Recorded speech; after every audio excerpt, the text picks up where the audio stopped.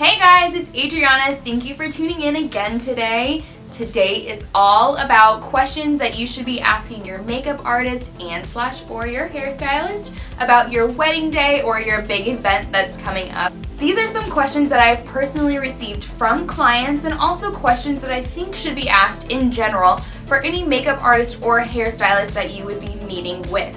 Some of these questions have been personally asked to us, and I think that they are excellent questions to ask anybody that is in charge of your face or your hair. Okay, so let's get started. The first question I think is so important to always ask your makeup artist or hairstylist is, do you travel or do you offer in-studio services only? This is a very, very big deal to ask because it's so popular now for your wedding day or any event to be in the comfort of your own place, whatever that may be. Maybe it's your mom's house, maybe it's your wedding venue, but that's definitely very popular. So you might love a hairstylist or makeup artist, but if she can't travel to you, that really does you no good. We personally offer both in-studio and on-site services, although we do put a travel fee on for anywhere that we may leave our studio. We travel all over the area. So from our San Antonio-based studio, we travel roughly an hour out, and then the same thing with our College Station location. They'll travel an hour out as well. Sometimes we'll go even farther for your occasion if you need, but that's basically kind of a range of where we like to stand. It's very important to ask what your hair and makeup artists specialize in. Think of us kind of like your photographer or like your venue. So some venues cater specifically towards weddings. Some photographers cater specifically towards senior portraits, family photos, that sort of thing. So the same thing applies towards makeup artists. Not all makeup artists are trained in weddings and are good at weddings. Just like some makeup artists might be better in photo shoots as other ones might be better in small type of events. Third question I really want to hit on, and this is very important by the state of Texas, is your team or you, whoever's in charge, certified cosmetologist? It is against Texas law to have anybody perform any sort of paid services on you without being a certified cosmetologist if they are a hairstylist.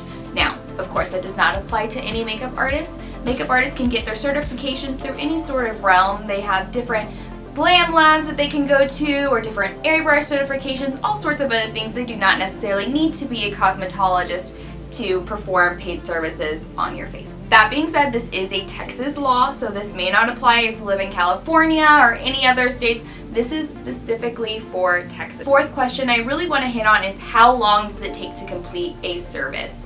For our company, it takes about 45 minutes on average per service. That could be, your service could be hair or it could be makeup. Usually on wedding days they are performed separately if you have larger bridal parties. So you'll have a hairstylist working over here and a makeup artist working over here. So in total, you should spend about an hour and a half of your time to get ready.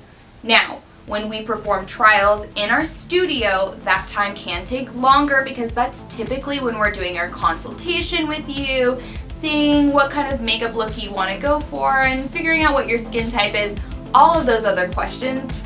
A trial typically takes about an hour of time as opposed to the 45 minutes of time on your wedding day because we've already gone through all those little details that we need to get through. A great question to ask is if any other minimums apply towards wedding days. We personally offer no minimums if you're coming into our studio. We do place minimums if we are going on to on-site locations away from our studio, just because we need to make sure that it is worth our time and worth your time to bring us out. Of course, travel fees always apply, so you want to definitely ask that question as well. What are your minimums? What are the travel fees per specific locations? Some makeup artists and some hairstylists will judge locations based off of general cities, and others do it based off of mileage from their actual location. We personally judge your minimums based on how far away from your studio you are and what the occasion is. So, for example, if we are going out to New Braunfels, which is about 45 minutes away from our studio, we would have a 6-service minimum that would need to apply. If we are traveling within our San Antonio kind of area, we have a 4-service minimum that applies. So So there's a bit of a difference between those two, and your services are counted again. Your hair is one service and your makeup is another. So you alone, if you're getting those, you already have 2 services. It's very important to ask your makeup artist or your hairstylist if any other fees may apply that you guys have not discussed yet. We've already talked about travel fees that could apply based on locations, but what else can they charge? I've seen all sorts of fees placed before, such as service fees or parking fees or extra thick hair fees or more makeup fees. There's just such a variety and things that you could potentially be charged for. So do make sure that you ask your company if there are anything else that you have not talked about. With us at Khalil & Company, we do not charge any extra fees other than possibly parking if they charge us. That usually happens if we are in on-site locations at downtown hotels where there is no choice but to pay for parking. We have flat fees for our hair and our makeup, so we do not charge more if you want more makeup, and we don't charge more if you have thicker hair.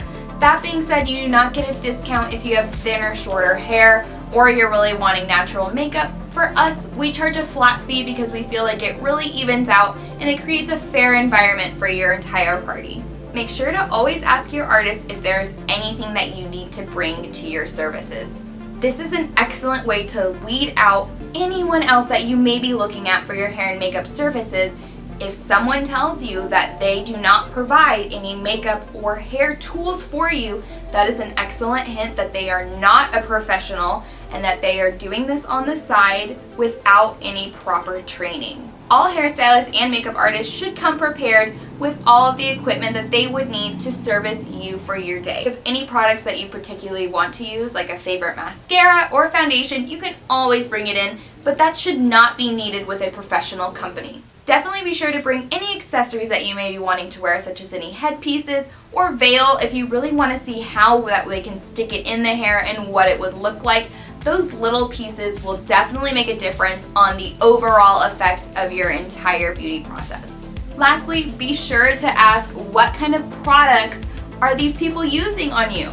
That's very important to ask because you don't want to be paying this service fee and you're getting drugstore products that may not be photographing well or doing what you need them to do. Here at Khalil & Company, we do place restrictions on the foundations that can be used, such as MAC, NARS, Benefit. Any of those really good brands are things that we would put on our artists because we know that they will perform well for your photographs. It's kind of up to the artist what they think is best because there's a variety of things that can be factors, such as is your skin oily or is it dry, or your skin color, your skin type, your undertones. All those good things will make a difference on what foundations are used or anything else. If you have any sensitivities at all to any products, we recommend that you bring your own. That way you feel comfortable and there are no allergies that may happen.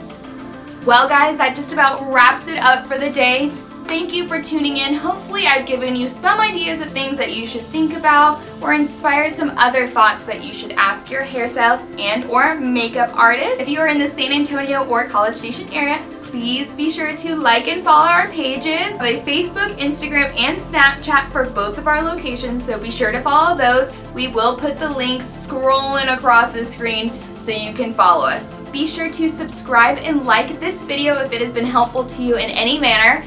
Other than that, we'll see you later. Bye!